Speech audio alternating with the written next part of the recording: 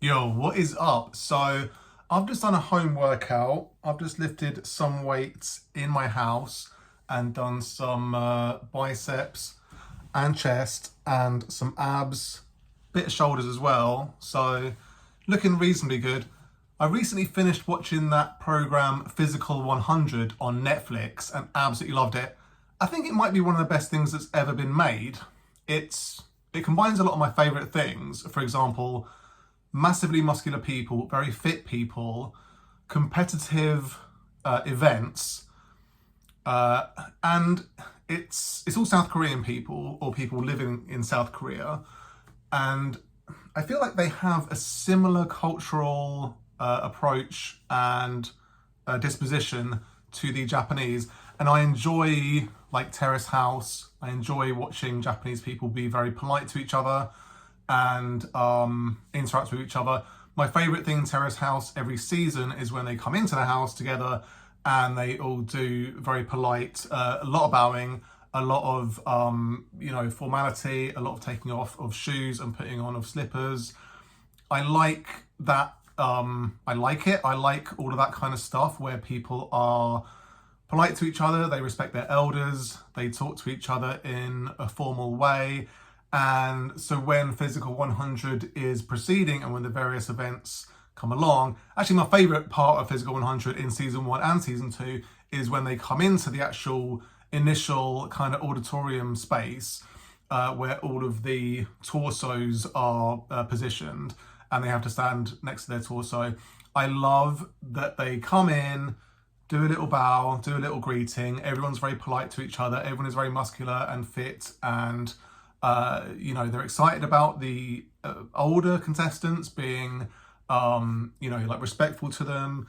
They are excited about the more famous people coming in, and obviously, like I don't know anything about Korean culture, so seeing people that are like famous in Korea, I don't know them at all. So like when the older people come in who are like legendary MMA fighters or whatever, I'm like, I don't know who you are, but I'm excited about how everyone else is so hyped up about you coming in. So I feel like in this season, the top four was very strong. You had Amoti, you had Andre Jin, and Hong Bun Suk, and Justin Harvey. Those were the top four, and they were all very strong. And I was kind of like, who is going to come out on top in this situation? So it was very exciting. There was also that lad Kim Min Soo, like Thanos. He was pretty physically impressive, and I was surprised when he was knocked out before like the top four was determined.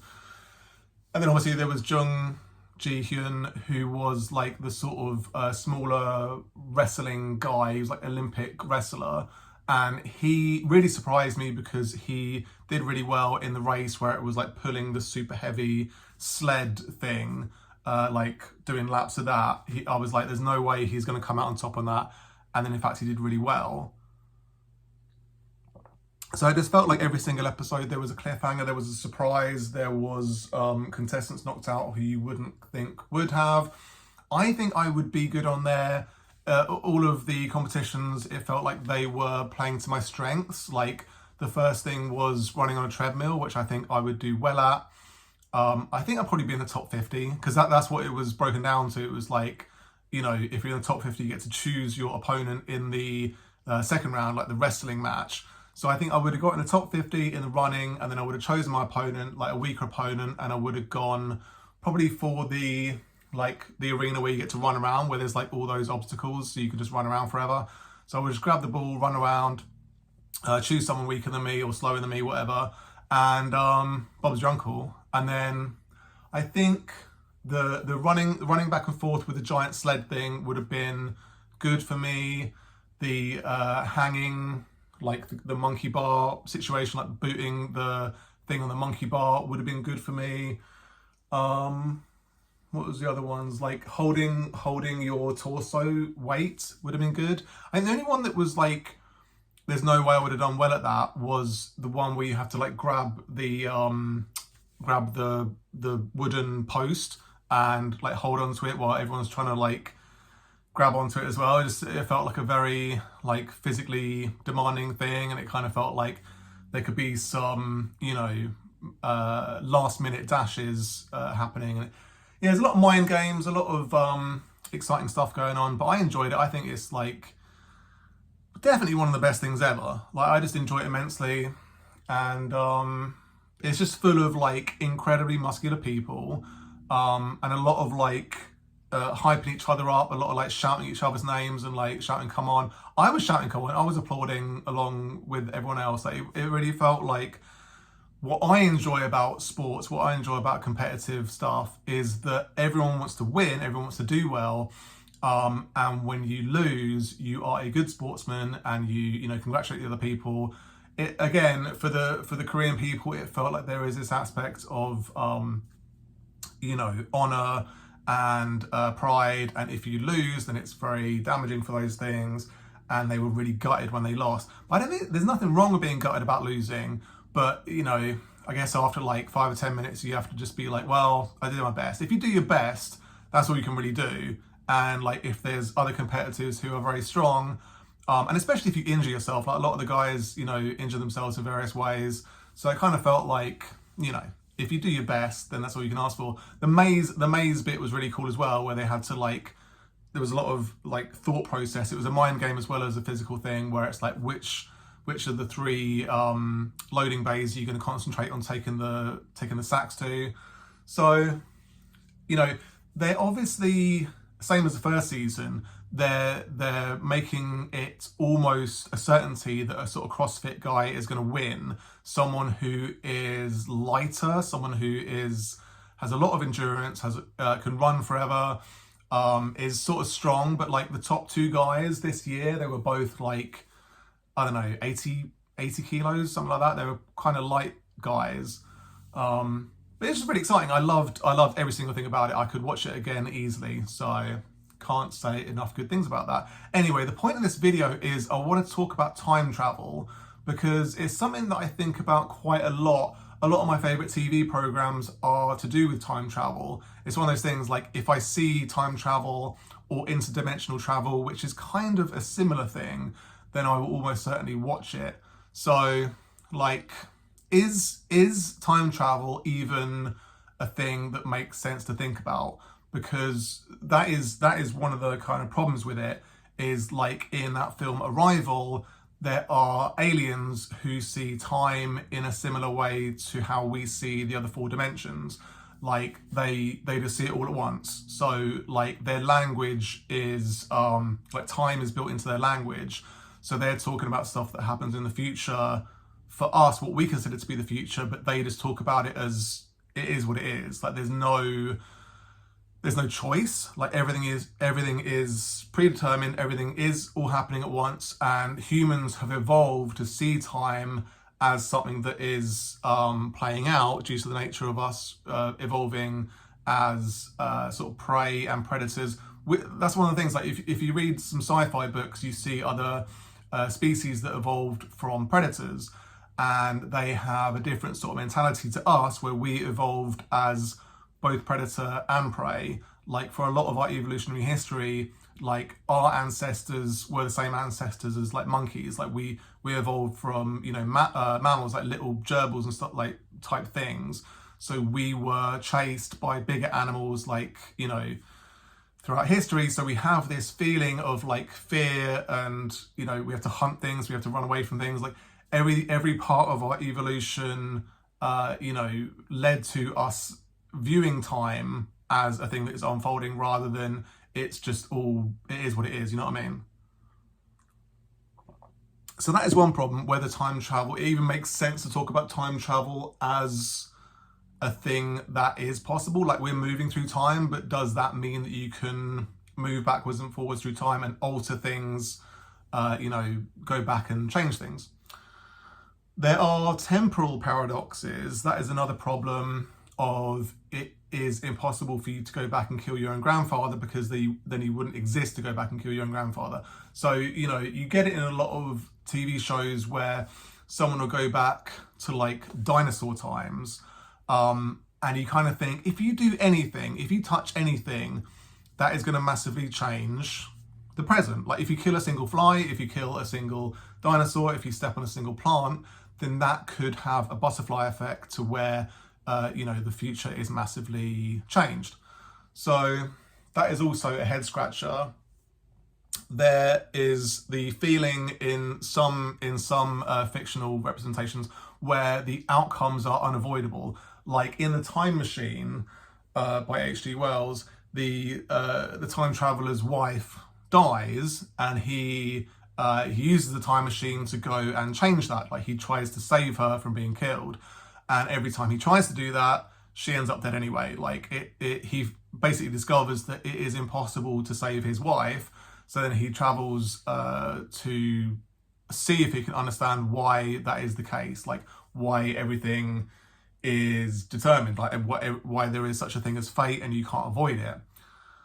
Also in 12 Monkeys, there is, the Bruce Willis character is trying to change the future, and in doing so, he is just going through this like infinite time loop essentially, where he's going through these different time periods and trying to change things, but everything he does basically leads to the situation that he's in the future. What else? All time travel. Yeah, all time travel that can happen has happened is something, it's an idea that I like, because there is a theory that the assassination of Archduke Ferdinand that essentially caused the First World War, he basically went one way and there was an assassination attempt and it was foiled, and then he came back the other way later in the day and there was a second assassination attempt and it succeeded. He was assassinated, and that's what led to World War One. And so there is this theory that the first attempt was one time traveller going back to prevent the First World War, and then another time traveller realising that in doing so something horrific has happened in the future. He goes back and stops that first. I don't know, it's a real head scratcher, it's a real noggin messer around it with.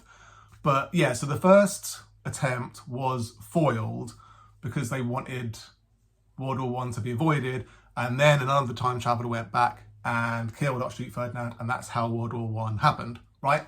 So that makes sense. There's been many other attempted assassinations in history. There was Andrew Jackson in 1835. There was King Alfonso XIII of Spain in 1906. Vladimir Lenin in 1918. Adolf Hitler in 1944. Although you kind of feel like assassinating Hitler in 1944, how much would that have changed things? I feel like, if anything, someone would have gone back and killed him in 1918, or way before, he was chancellor or anything like that. So I don't really like that one. Gerald Ford in 1975. There was 2 assassination attempts in 75. So again, you kind of feel like, are there different time travelers going back and stopping each other from assassinations? Ronald Reagan in 81 and Margaret Thatcher in 84. I obviously wish that Margaret Thatcher had been assassinated, when she was a child, because she was one of the worst leaders of all time. So it would have been good if she'd never, come to power. But there we are. The point of these things that all time travel has happened is that obviously, we all wish that Hitler had never come to power. We all wish that World War II never happened. A lot of these things, if you had a time machine, you'd obviously go back and kill Hitler. You'd go back and kill Thatcher. You'd go back and save as many lives as possible. But then when you come back to the present, then you see things are worse. That is the theory behind that. So yeah, Stephen Hawking had a time travel party in 2009 where he invited time travelers from the future to come to this party, and that would essentially prove that time travel is possible.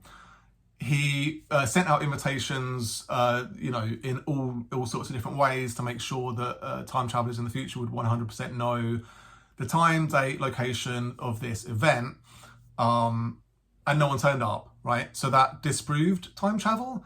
No, I think, if you go along with the all time travel that can happen, has happened theory, then perhaps time travelers went back to that party to attend, and then they were prevented from attending by other time travelers because they realized going to it caused some sort of horrible future events to unfold. So it would be interesting to see if there were some people dressed in unusual outfits killed, like run over or killed in various ways in 2009 around that location, like people going to that party and were prevented from getting there. So there is the Copenhagen interpretation of quantum physics, and like quantum physics, if you think you understand quantum physics, then you do not understand quantum physics. That is the old idiom. Anyone who studies it to any extent, I've studied it as a layman. I've read a lot of quantum physics books and I don't understand it.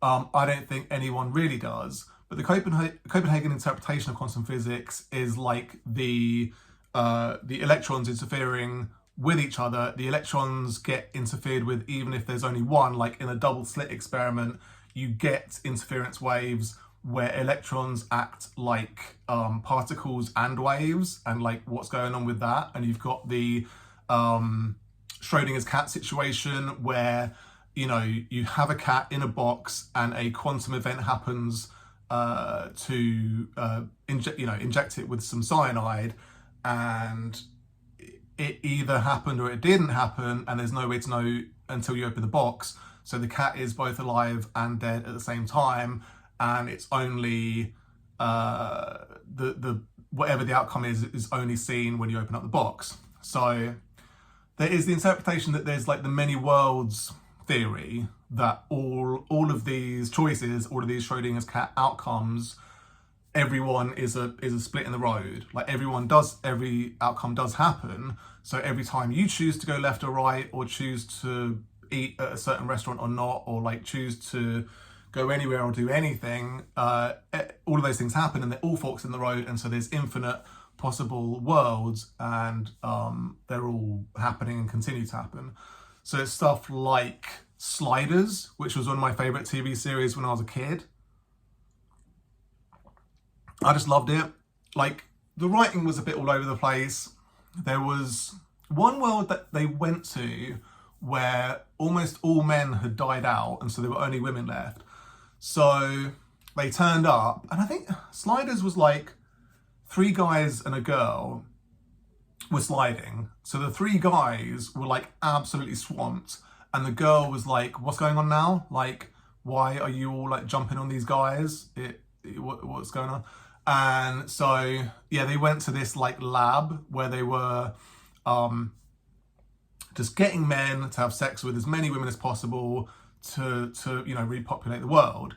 And the doctor in the Sliders team was like, what are you doing? Like, you don't need to be doing this. This is completely unnecessary. Like, getting dudes to just have sex the whole time is a stupid way of doing it. Like, I could do IVF and we could just get every single woman pregnant immediately, and we wouldn't have to subject men to basically being just having sex the whole time. And it's like, it sounds good, but I think after like a couple of weeks of doing it, you'd be like, I don't want to do this anymore. This is just, I'm sore and I'm tired, and I kind of want to get out of here now.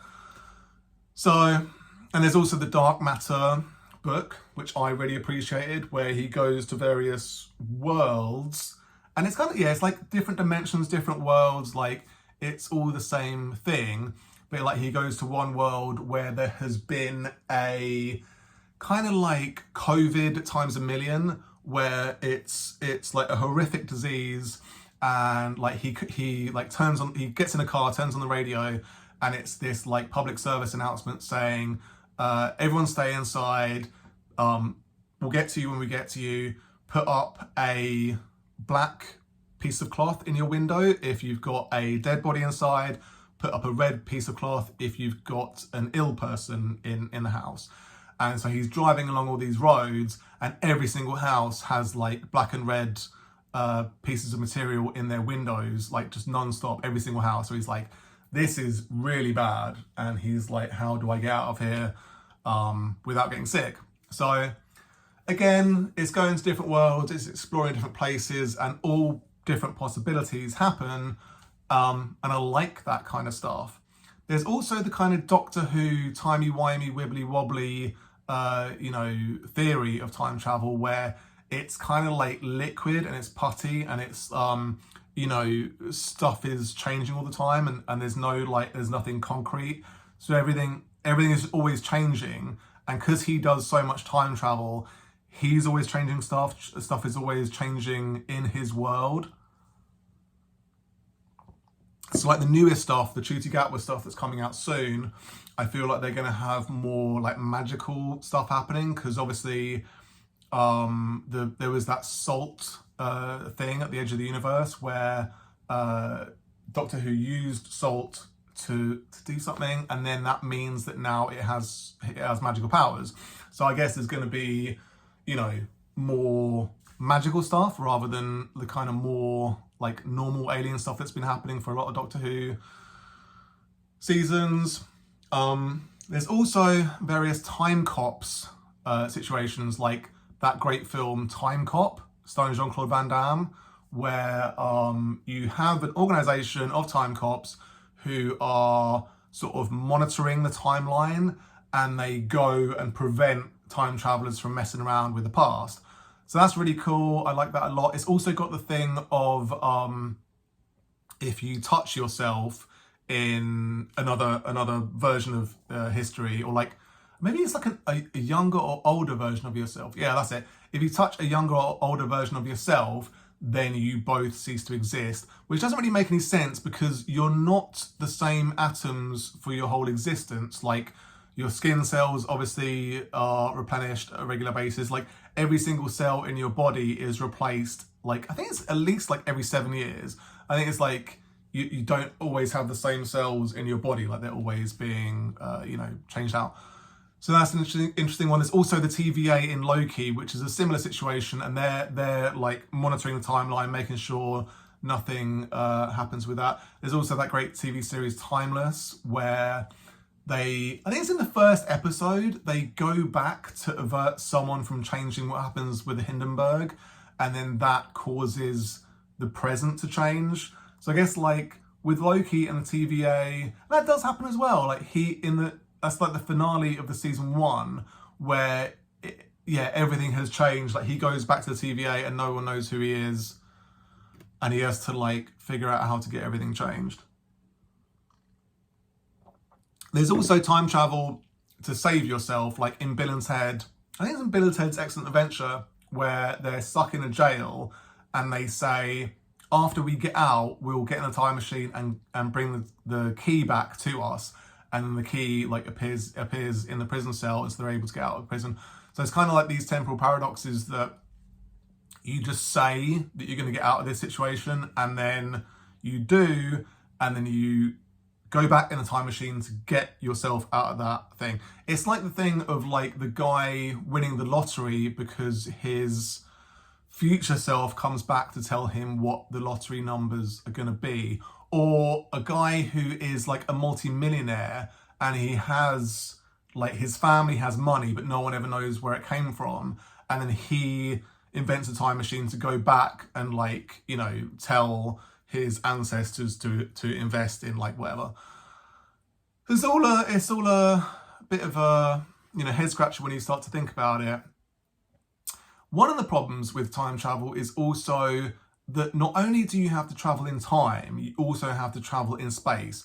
Because the Earth and the Sun and everything is moving through space at all times, if I was to travel back in time like 1,000 years, I'd just be in outer space, because the Earth would have moved 1,000 years worth of space, so I'd end up where Earth was, where Earth is now 1,000 years ago, which is pointless. It's like in Red Dwarf, where they use a time machine to travel like however many millions of years to get back to Earth, but they end up in space, at that time. So that's like one problem. And obviously like Doctor Who's TARDIS gets around that problem by saying time and relative dimension in space. So the issue with that is relative to what? Because there is no relative dimension in space. Like what is it relative to? Everything is always moving at all times. Like the Big Bang sent matter, it made matter go in all directions. So again, like that is something that no one can possibly comprehend or understand. So to say like this relative dimension in space doesn't really have any meaning, so that needs to be solved as well. Time loops is a really common trope in TV and films. For example, Russian Doll, Looper, Source Code, Boss Level, Edge of Tomorrow, Primer, Triangle, one of my favourite films. Absolutely love that time loop. The Butterfly Effect, Interstellar, Tenet, Palm Springs. You could go on forever. The idea of time loops gets around a lot of the issues with time travel because you're just going round and round. There's no... I guess it's just like the time travel paradox or the temporal paradox is the only issue, where like what starts the whole thing, like in Triangle, like when did she start going through this time loop? But I guess with Looper, it's just going round and round. With I guess like Terminator 2 as well, it's just going round and round. Like everything, a lot of stuff, it's like what started everything then? You know what I mean? Like at least in Edge of Tomorrow, you have like Tom Cruise goes into the war zone and then he starts going on his loop. So like that is the start. And like what's the one with Bill Murray where he's going round and round? I can't think, but that's a great one as well. What is it called? I don't know. But it's a funny one as well, because apparently Tom Hanks was supposed to be in it initially, and then I think he turned it down, so it was given to Bill Murray. I can't imagine Tom Hanks being in it. Like, Bill Murray is just so perfect, where he starts out a real scumbag, and then, what's it called? Groundhog Day, yeah. Great film. Yeah, I've watched it like a million times, and I don't know why I couldn't think of what it's called. But again, it's just great because it's like, again, what would you do in that situation? Like, he eats everything, he learns to play the piano, he does loads of cool stuff, kills himself a bunch of times because he just can't handle like going around in this loop forever. So it's a tricky one. And there's that bit in Loki as well where he just goes in a time loop forever to like learn everything about quantum physics. So I like the idea of being stuck in a time loop, but then you do want to get out of it ultimately. Like, you don't want to be stuck in it forever because you just go mad. But yeah, time travel, I like thinking about it. I like the possibility of it happening, but will it ever happen? Has it ever happened? I think the idea that I like the most is that all time travel that can happen has already happened, and it is going to be possible, and it's just a matter of like what the mechanism is. Like, is it a DeLorean? Is it a TARDIS? Is it a, Terminator 2 bubble scenario? We'll have to wait and find out. Anyway, that's all I can talk about today. You take care. Peace.